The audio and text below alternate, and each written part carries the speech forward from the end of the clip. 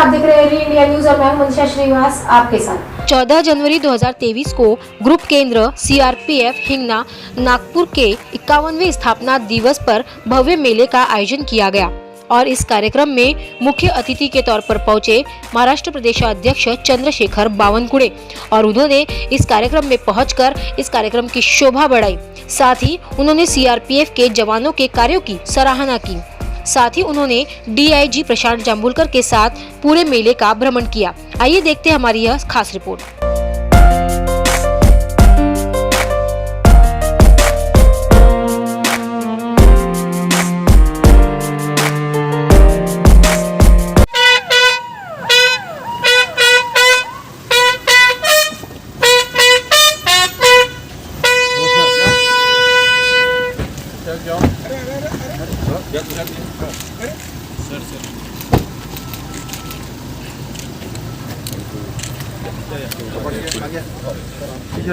पीछे आ जाओ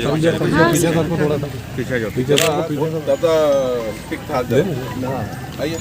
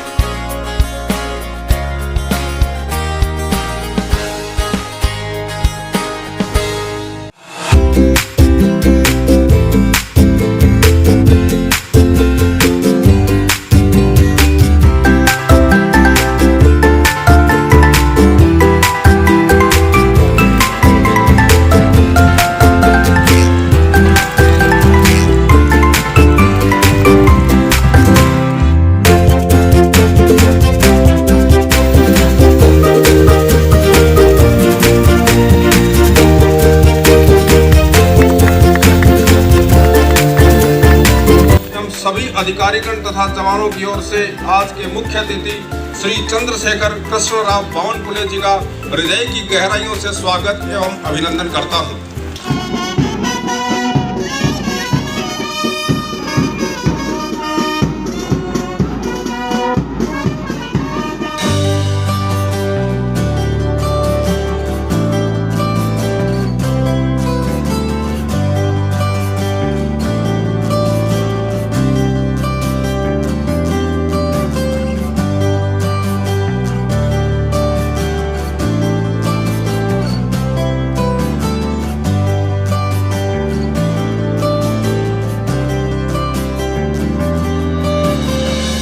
स्वागत है।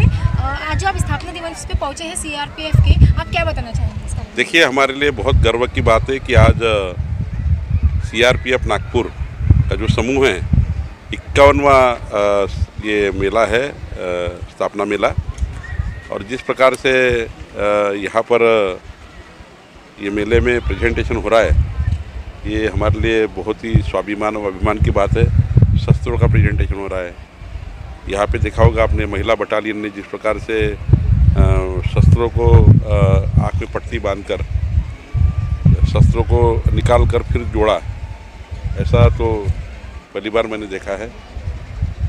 और हमारे सीआरपीएफ के जवान जिस प्रकार से हर लड़ाई में, आतंकवाद के खिलाफ लड़ाई हो, संसद के समय की लड़ाई हो, वहाँ पर जो हमला हुआ था वहाँ की बात लो, और हमारे जब भी नेचुरल क्लाइमेटी आती है, वीआईपी सिक्योरिटीज है, जहाँ जहाँ भी सीआरपीएफ पहुँचती है वहाँ पे अच्छा यानी जो काम दिया गया वो बिल्कुल मिनट टू मिनट और टाइम टू टाइम करके हमारे देश के हित में, देश के लिए काम करते हैं।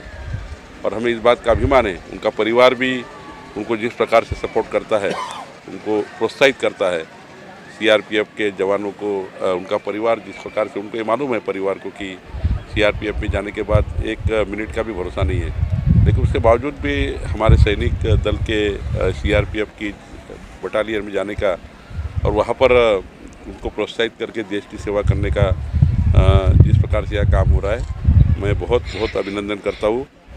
आज इस प्रकार से यह मेला हो रहा है, स्थापना मेला 2 दिन का मेला है और मैं मेरा सौभाग्य समझता हूँ कि मुझे इस कार्यक्रम के लिए बुलाया गया।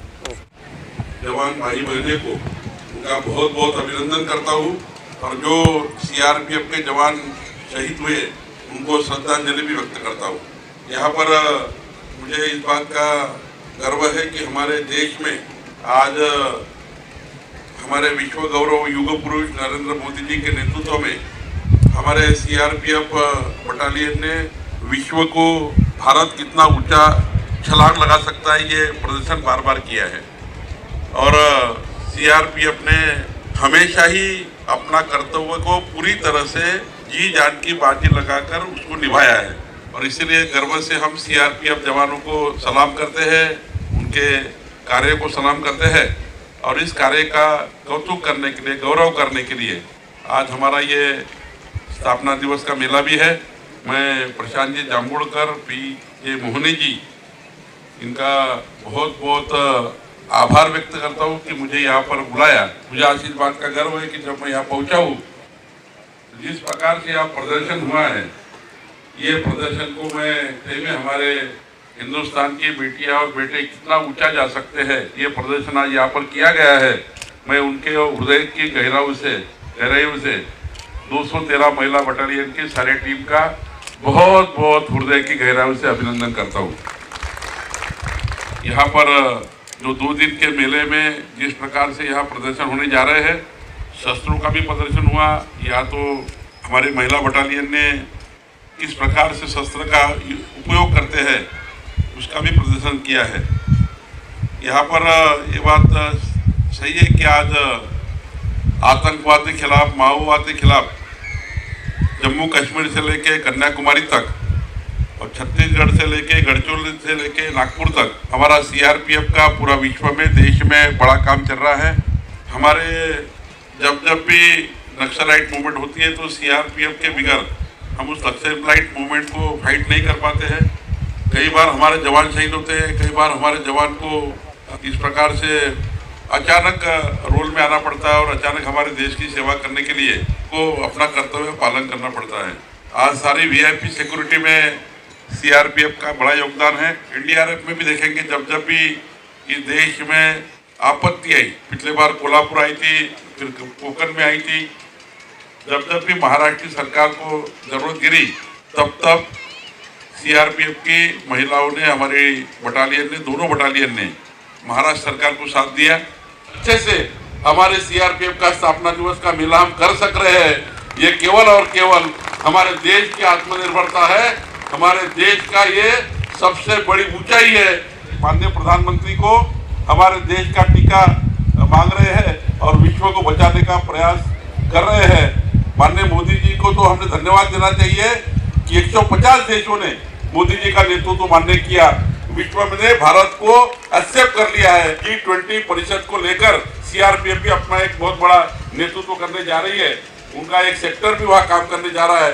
मैं निश्चित रूप से मुझे यहाँ इस स्थापना दिवस में बहुत गर्व होता है कि आज जिस प्रकार से हम सब देखते हैं, हमारे नौजवान, हमारे सारी महिलाएं, हमारी महिलाओं की बटालियन की जिस प्रकार से यहाँ प्रेजेंटेशन हुआ, हम ये सोच भी नहीं सकते हमारी एक महिला इस प्रकार से देश को सिक्योरिटी दे रही है।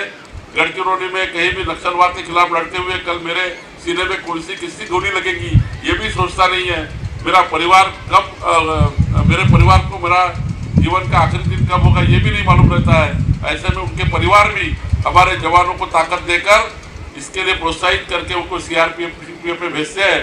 मैं उनके परिवारों का भी जो इतनी हिम्मत करते हैं देश के लिए, उन परिवारों का भी बहुत बहुत अभिनंदन करता हूँ, आभार मानता हूँ कि ये परिवारों का भी बहुत बड़ा योगदान है कि जब सीआरपीएफ में उनका एडमिशन करते हैं तो ये समझ लेते हैं कि देश के लिए लड़ना है, देश के लिए काम करना है। मैं फिर एक बार यहाँ पर वादा करता हूँ मोहनी जी और आपके सारे टीम को कि जब भी सीआरपीएफ के सिस्टम को कभी कभी टेक्निकल अड़चन आती है, कभी कभी हमारे कर्तव्य का पालन करते करते कभी कभी 1 मिनट के लिए भी हमारे भी कभी भी योगदान की जरूरत आती है। तो निश्चित रूप से मैं टीम को यही बोलूँगा, हमारी सबकी जवाबदारी है। आप राष्ट्र के लिए काम कर रहे हैं, देश के लिए काम कर रहे हैं, तो सारे देश ने आपके पीछे खड़ा होना चाहिए, हम सब ने आपके पीछे खड़ा रहना चाहिए। यही बात कहते हुए फिर एक बार मुझे यहाँ बुलाया और मुझे जिस प्रकार से यहाँ पर आपने मेरा स्वागत किया, मैं आपका बहुत बहुत अभिनंदन करता हूँ। और निश्चित रूप से हमारे देश के गृह मंत्री अमित भाई से जब मिलूंगा तो निश्चित रूप से आपका ये प्रेजेंटेशन उनके सामने, आपने जो प्रयास है आगे जाने का, वो प्रयास को भी मैं निश्चित रूप से उनके सामने रखूंगा और बताऊंगा भी कि किस प्रकार से उनको तो सारी चीज़ें मालूम है, वो खुद गृह मंत्री देश के, उसको एक एक पुर्जा मालूम है, लेकिन नागपुर की बात रखना है तो निश्चित रूप से रखूंगा, यही वादा करता हूँ। बहुत बहुत धन्यवाद। पब्लिक में जो भी आजकल का हिसाब से देखा जाए तो सबको इसके बारे में जानकारी होना ज़रूरी है, इसलिए हमने सबको पता लगाने के लिए एक हमारा जो हथियार है सभी का इनको प्रदर्शन दिखाने के लिए लगाया गया है। इन सभी वेपन्स में से सबसे खतरनाक हथियार कौन सा है? ये हथियार सब अपना अपना अलग अलग इसका कार्रवाई है, सभी अच्छा है, सबसे अच्छा है। इस मतलब AK-47 है हमारा पास, अभी नया आ रखा है X-95 जो अभी स्पेशल आ रखा है, उसका बढ़िया अभी इसका नतीजा अच्छा मिलता है। इसका अभी आपके सामने जो वेपन रखा है उसके बारे में थोड़ा बताइए। ये AK-47 है, इसका सबसे रुकआउट वगैरह कम पड़ता है, लड़ाई का मैदान में बहुत अच्छा इसका एक्शन दिखा सकता है। आपका नाम बता दीजिए। मेरा नाम SIGD KC रेड्डी। आपका नाम बता दीजिए पहले। मेरा नाम हवलदार GD विलास गवई और मैं 221 बटालियन का हूँ। ये हमारे पास ये CRPF के अंदर ये नया वेपन आया है, इसका नाम है X-95 और ये इजराइल का बना हुआ हथियार है। इसकी खासियत ये है कि हम इससे रात को भी बहुत अच्छे से फायर कर सकते हैं। इसमें फायर करने के लिए लेज़र लाइट का भी इस्तेमाल कर सकते हैं। मैं आपको डेमो दिखाता हूँ, ये है इसका लेज़र लाइट। ये देखो, ये इसके ऊपर चद्दर के ऊपर जो पड़ रहा है रेड बिंदी, हाँ ये रेड बिंदी जी आ रही है, ये इसके लेज़र लाइट की वजह से रात को भी बहुत परफेक्ट फायर इससे हम कर सकते हैं। और इसमें 2 किस्म का अम्युनिशन जो गोली होती है, 2 किस्म की हम इसमें से फायर कर सकते हैं, उसके लिए इसमें वैसी सुविधा दी गई है। ऐसी ताज़ा खबरों की अपडेट के लिए आप देखते रहिए री इंडिया न्यूज़ और हमारे चैनल को लाइक करें, ज़्यादा से ज़्यादा शेयर करें और सब्सक्राइब करें।